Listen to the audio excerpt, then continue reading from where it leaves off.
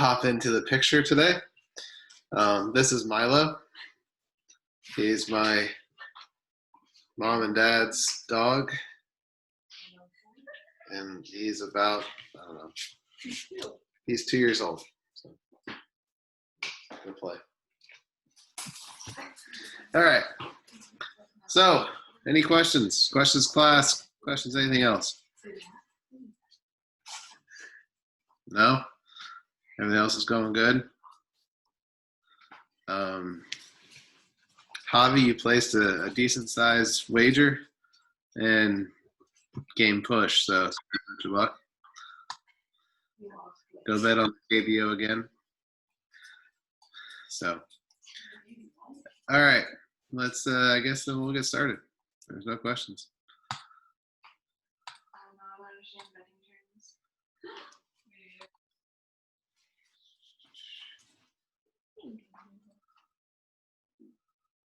Let's see.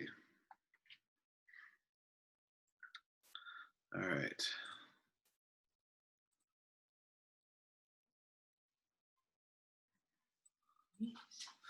All right. So, fantasy sports. For those of you that were able to make it to the talk yesterday, what were your thoughts? I mean, there's three of you. I thought it was good. I really liked listening to him. Hot take from Dylan. Perfect. I found it pretty interesting. What do you have to say? What did he say? Those are some really hot takes. If ESPN is going to come calling for you guys, I think what's his name needs a new partner on Fresh Take or New Take, whatever it is, First Take. Yeah, so fantasy sports. It was an interesting talk. As we'll see in this discussion, you'll see a little bit of what he said. I'm going to different parts of it, especially the business angle. Talking about how many women play, how much it cuts across different spectrums, and how that increases participation overall. And you see that occurring more and more. That's one of the things that we talked about yesterday was just how much attention this brings for the NFL and where kind of plays in, but other sports. And then the business implications of that, of how that means more ad revenue, more butts and seats, more people coming. So, yeah. So a little bit overview. We're going to go through the history of fantasy sports, fantasy football, fantasy baseball, and then a little DFS. If you guys have questions, please chime in. I don't want to talk the whole time. So please chime in. That would be fantastic. I greatly appreciate it. So we talk a little bit about fantasy sports here, how it all started. It goes back to the 1980s. The origins are a little confusing. If we think I think it's a little bit like Drunk History. If anyone's ever watched Drunk History on TV, there was probably a group of guys that sat around and like, hey, let's start this fun game because we can't play football anymore or baseball or any of this other stuff. So let's have a game where we can get points off of other people doing stuff. It's great social loafing. That's finest is fantasy sports. And let's come up with this cool game. And then it turned into a big money industry. Fantasy Football Digest started in 1984. Two guys started it. And then in 1989, Fantasy Football Magazine is the first regular publication that came. So if you heard a little bit of what Marcus said yesterday, our guest speaker, when he said he started in, was it 1994? That's what he said? 1994. That's not too far off from 89. So you're getting the magazine, you're going through it. I still remember back early 2000 or middle 2000, somewhere in there. You would go to the store, my family and I would go to Publix, and you go to the magazine section, and there's like 4 or 5 fantasy football magazines. And it's a big deal. People need the information. Just as people will buy access to sports bettors' takes and picks because they don't know what to pick, people are going to figure out, hey, how do I get this information to do it? Fantasy Football Trade Association was founded in 1999. Our Fantasy Sports Trade Association was founded in 1999 or 1999. And then in 2003 to 2015, we had millions of people playing and spending on average $150 a year on the pastime.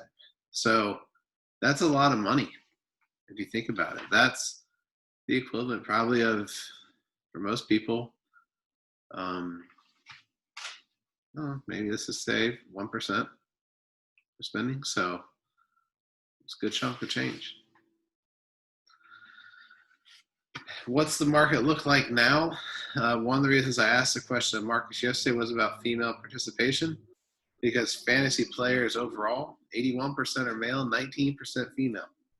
I see that as potential for growth, as I see that as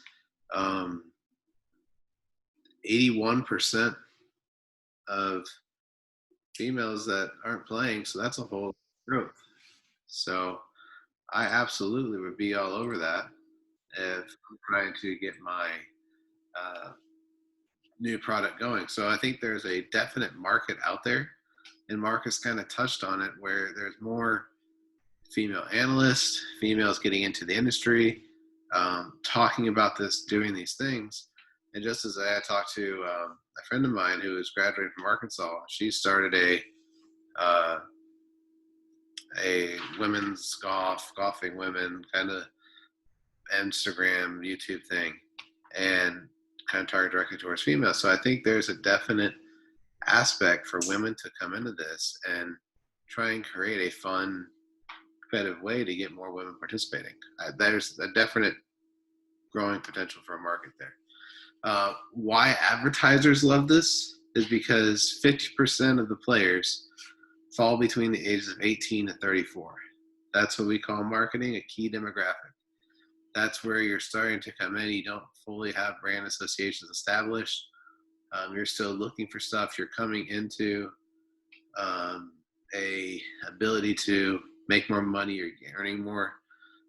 So you're trying to spend that. You have discretionary income. So the average age of 37.7, that is prime time. Let's get people spending. And then 67% of people are employed full time. Another thing that plays into that. So of that 50% of people that are playing between the age of 34, 67% are full time probably. So they have money, they have jobs, and then 47 make over $75,000 a year, which the national average is 34. So you have younger, full-time people who are probably very affluent that make more than $75,000 a year. As a marketer, I love the sound of this. This is fantastic to me for all of sports. Football dominates the landscape. It is, and we say baseball is America's pastime. I say I don't think so. I think it's football. We love it. We're a football crazy thing. You want to see it in full action. If there's no football in the fall, people will lose their minds in the United States. So that's something to really watch for. Baseball, 39% is there. I don't know. What are your guys' thoughts? How many of y'all play fantasy football? Pretty much all of it? Yeah. Okay. How do you play fantasy baseball? Okay. So, what are your thoughts on the two? What's more fun? I like both of them, like the same basically. Although the football one is like more easier to like do and stuff. Mhm. Keep up with the stats and all that. Okay. Well, I agree. I think football is a lot easier. I like football better, just because you have to set your lineup once a week and then you're done. Opposed to baseball, you gotta check every day. Yeah. so would you say a more serious fantasy player might play baseball? Yeah, Yeah. definitely. Because you got to keep up with it more than if you were playing football. Yeah, you got to track your lineup. I did fantasy baseball one time when I was working in baseball, and I was like, this sucks because it's every single day. And I'm like, you guys got to move on with this. And this player's in, this one's out. This pitcher's on the DL for a hangnail. Well, now I got to get somebody new. It's very annoying. So, yeah. But there's a lot of interest between the two. The NBA is taking off. Anyone play fantasy NBA? I mean, Not before. I played it once and it didn't go well, so we kind of just stopped. okay. It's kind of like baseball. You just had to do it like every day because there's like 82 games, so it was just a lot. Yeah, and it's very, it's. I think as maybe as demographics shift a bit, we'll see it. But I think a lot of the attention is given towards football because this is America. I mean, granted, baseball and the NBA are from here too, but we care about football. Imagine there was fantasy college football. That would be fun. You know, pick almost like a pick 'em kind of setup for that'd be fun. And then, ladies or guys, there's Fantasy Bachelor too. Maddie, what are your thoughts on that? Maddie froze. Anybody? What are your thoughts? Fantasy Bachelor. Can you say what you said one more time? My computer just cut out. What is it? What's that? Oh, For the Fantasy Bachelor? Yeah, you kind of cut out in that point. yeah, my internet. Fantasy Bachelor. What are you guys' thoughts? I mean, Dylan, you gonna play Fantasy Bachelor? Probably not, no. I Is don't it know. like the show? What? Is it the show? The Bachelor? Yeah. Yeah, on ABC. Oh, I didn't realize that's what it was. Brenda, you don't know what The Bachelor is? I know what The Bachelor is. I didn't know there was a fantasy league for it. Yeah. There's true, like, I don't know if y'all know this, but Mel Kiper Jr., one who predicts or sets up the NFL draft and all that, he is a big Bachelor fan, and he has his Bachelor big board. On his ESPN show, radio show, Dari and Mel, every week when The Bachelor's on, they go through his big board of top 3 potential candidates, and he rates them. And yeah, it's big business. If I'm The Bachelor, I'm all for it. You know, and I could see demographic shifting. You could have, for The Bachelor, you could have the ladies, or yeah, The Bachelorette could be like which one we're playing. The Bachelor could be the other way. There could be lots of fun. I don't know. Just thoughts. But fantasy's everything. I mean, I'm sure there's fantasy esports. I don't know how that's like, yeah. But there we go. And let's talk some fantasy sports and betting, because why not? And 62% of people who play fantasy sports also bet on the NFL. 36 also bet on Major League Baseball. 36% also bet on the NBA. 27 bet on college football, and 26 bet on basketball.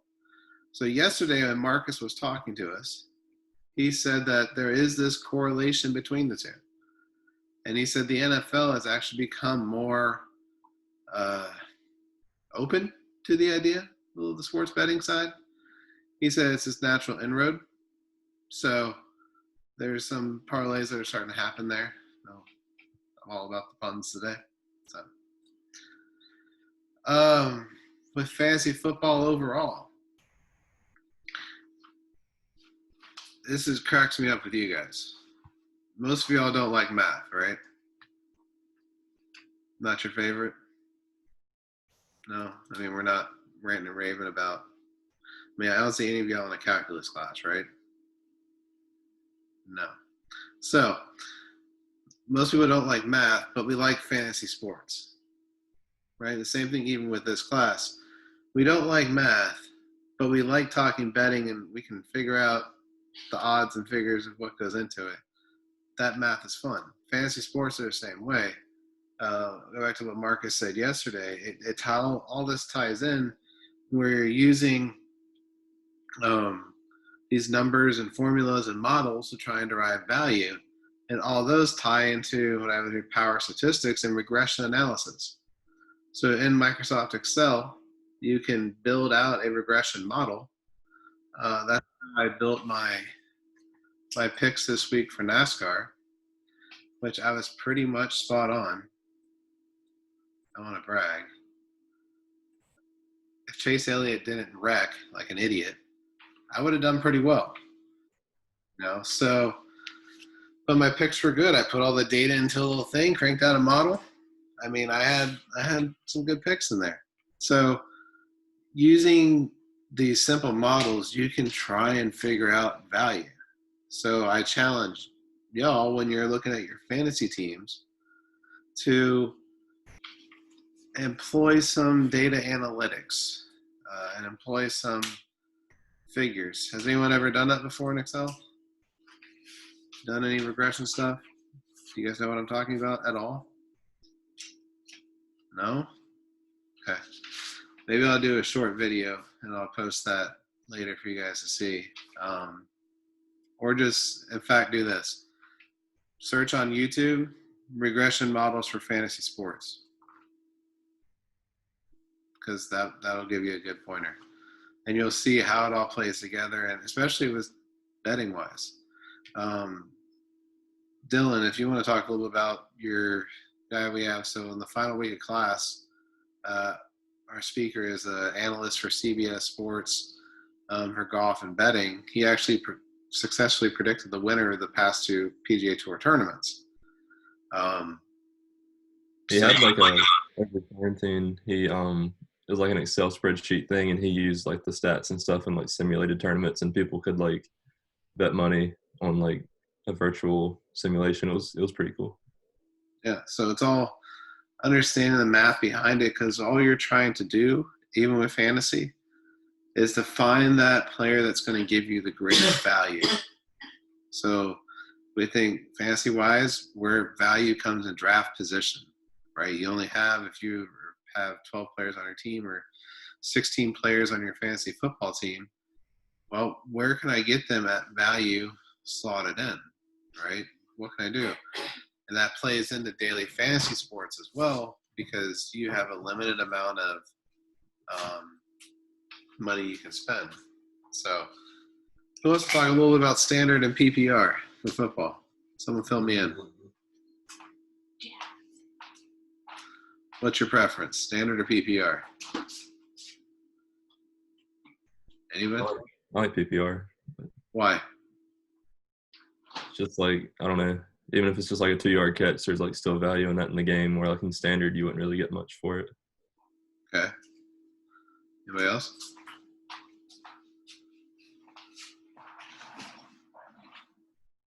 I think it kind of plays into your league, and two, who you're playing for. So if you, granted, the NFL is throwing the ball a whole lot more now, so PPR leagues make a lot of sense. But it also changes up your drafting strategy a little bit. So if you're going to draft players and you're in a PPR league, you bet. I mean, I know it's bad to draft a quarterback in the first round or second round, but I'm going to draft Patrick Mahomes in the first round if I'm in a PPR league. He can throw, right? Or someone who's going to make a lot of catches, a receiver for a team that's going to throw the ball a whole lot. It would have been the Patriots. Give me Julian Edelman. That dude catches everything. Or Gronkowski or somebody. Give me that. You know, I'm not going to take a team that runs the ball a whole lot. Like, I'm not going to take the receiver for the Tennessee Titans. Like, what? I'm not letting that quarterback throw. So, there's options. Fantasy baseball, there. It's a statistician's dream. So, what I mean by that is, in baseball, the same thing with golf, I can individually identify each player's stats, right? Each player contributes to their own stats. If you hit the ball, that player hit the ball. If I strike somebody out, it was the pitcher striking the person out. Individually attributed to that to assess individual performance. In football, or the NBA, it's a little bit harder, right?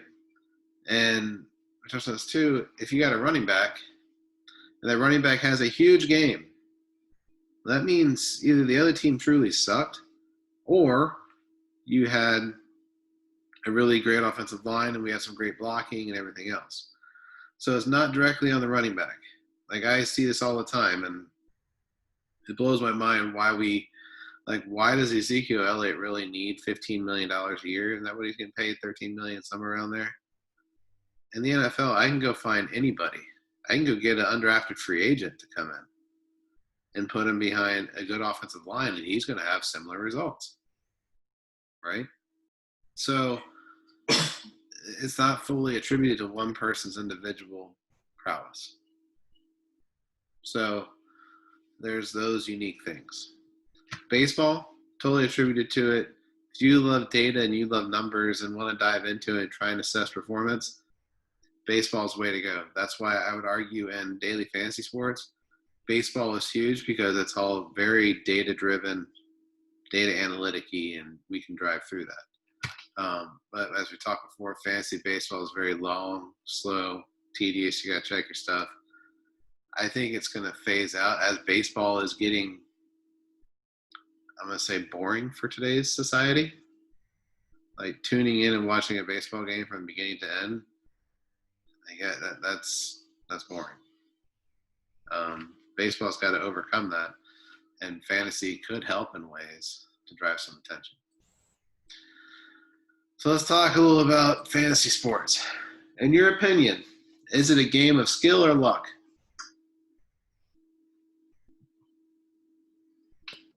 I'll say a mixture of both. It can't be a mixture of both. I need skill or luck. Luck. Luck, okay. Who else? I'm going to say luck also. You're going to say luck, okay. So 2 for luck. Anybody? Look. Yeah, luck. Anybody else want to chime in? Does anybody think it's a game of skill? I say it's a game of skill. Why? It takes a little bit of extra knowledge to get the good value players. Okay. The ones that really set you apart from the pack, it takes skill to know who those are. Okay. So, but pretty much everyone's siding with game of luck, right? See it? Okay. So that debate is what FanDuel, DraftKings all pushed forward. As they said, it was a game of skill.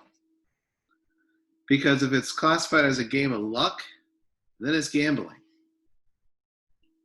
So when they try to get it into, try to play more and get it popular, it is gambling. Like it's just a different form of it, right? I mean, let's be honest with it. But they didn't want to have to be as regulated or have to pay taxes. That's why.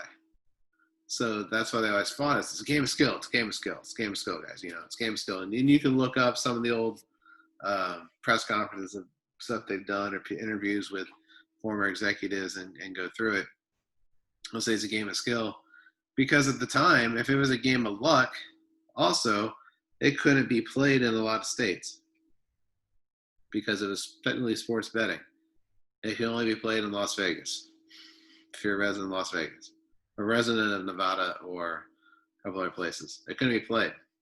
So they are trying to grow their business, and now FanDuel and DraftKings are both publicly traded companies. If you want, I think DraftKings is going to sell some more shares soon. So if you want a piece of the action, buy into it.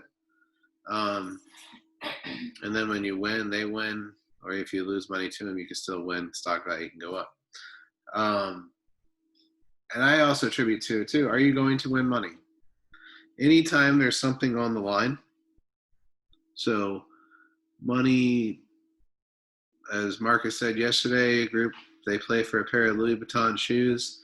I mean, it's fun. It's a trophy. If we get a trophy, great. But if we're getting money, high-end items, that's gambling to me.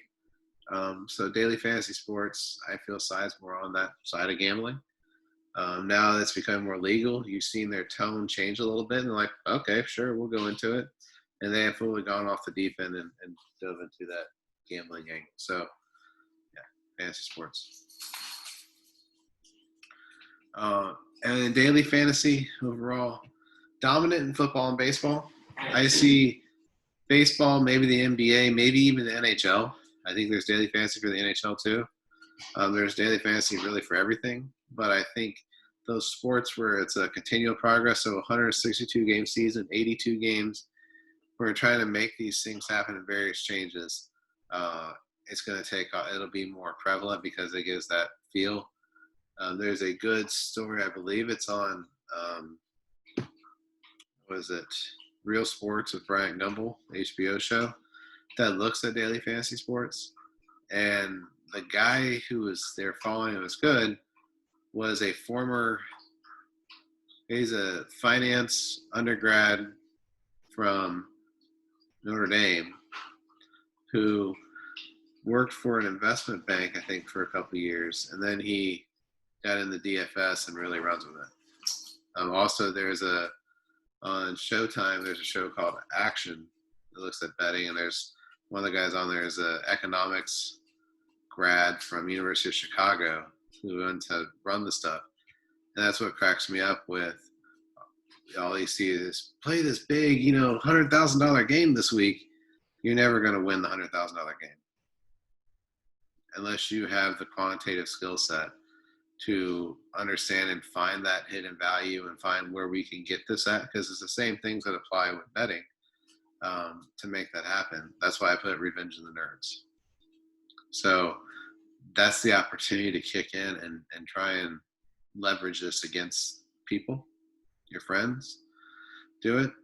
But reason I love daily fantasy and wouldn't mind playing it sometime is it sparks that curiosity and interest and competition. We all like to compete at something.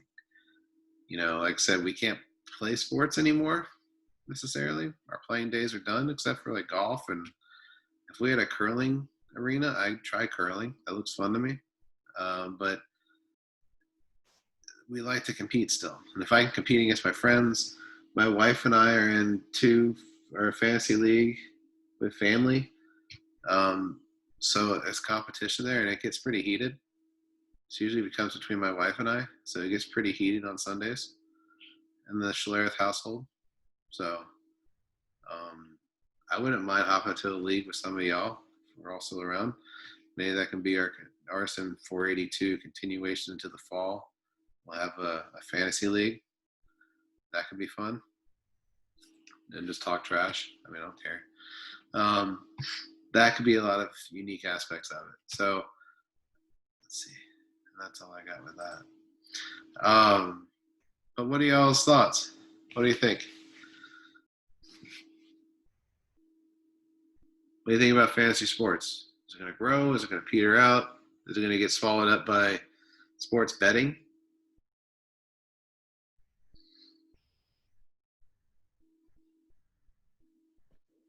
I think it's going to grow more than what it is right now. Okay. But what about – go ahead, Peanut. What were we about to say? Well, if you say it's going to grow, what about – let's take this. Fantasy sports took off because sports betting wasn't legal, right? And that'd be something to look into. Fantasy sports over in Europe, I don't know if they exist. Because why would I play a game for free with my friends if I can bet in the same pool with my friends at a sports book and win money there, actual money every week, and not instead of just this made-up game? What are your thoughts on that? I think that since people are already so adjusted to fantasy sports that once betting is fully legal, people are more like go to ones like DraftKings where you're playing fantasy sports but it's for money. And maybe that'll blow up a little more. I think that fantasy sports is kind of like minor league sports betting.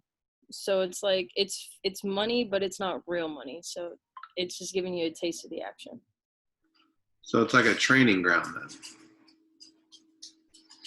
So it could be a way for you to test out, because one of the big things Marcus said yesterday was every Sunday when you're playing, you are essentially testing your theories every week.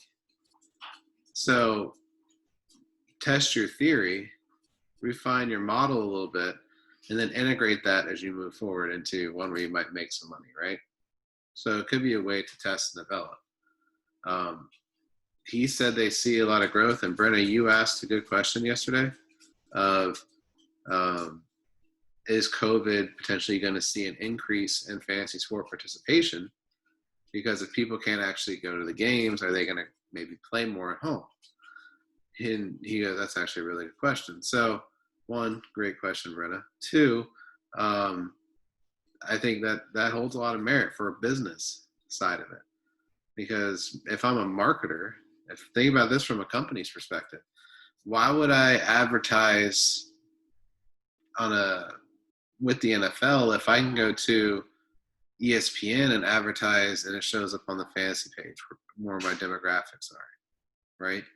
So that business pull that we can pull into different aspects of that to make money, right? Because think fantasy is just the tool that I'm using to pull people in, right? That I can then put ads out there and get them to buy stuff through what I'm doing.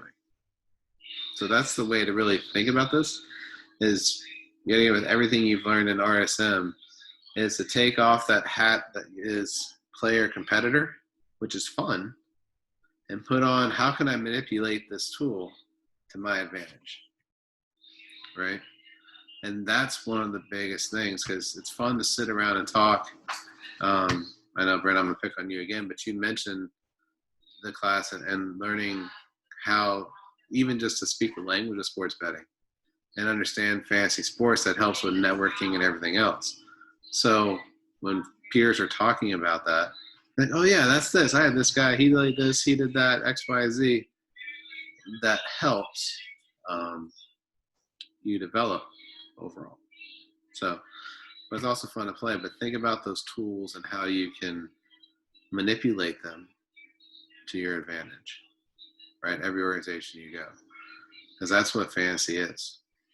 Like the people who miss the boat, doing that. And I also think there's a massive opportunity for women to get involved even more and grow that. And Marcus left some great advice.